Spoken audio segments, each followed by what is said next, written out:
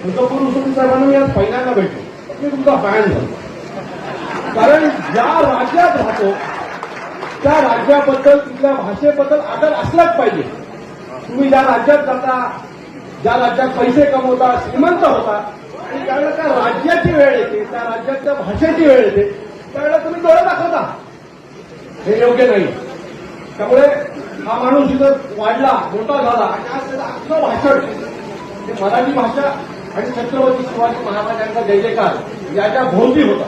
त्यामुळे खरंच मला तुम्हाला ऐकून बरं वाटलं. अशी लोक हवेत राजकारणामध्ये. स्वार्थी लोक आपल्याला राजकारणात नको आहे. म्हणजे मतं पाहिजे त्यावेळेला मराठी माणूस पाहिजे आणि मराठी माणूस नको. आपल्याला आपली जागा राखून घ्यायची आहे. तुम्ही एक चांगला उल्लेख केला नरेंद्र मोदी साहेबांचा.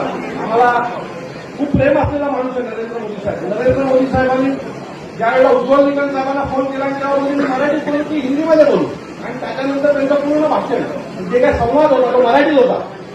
एवढ्या मोठ्या माणसाला वाटतं की मी इथे महाराष्ट्रात कॉल केलेला आहे आणि तो माणूस मराठी आहे, त्याची मराठीत बोललं पाहिजे.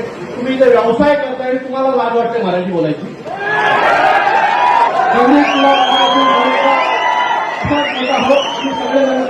धन्यवाद.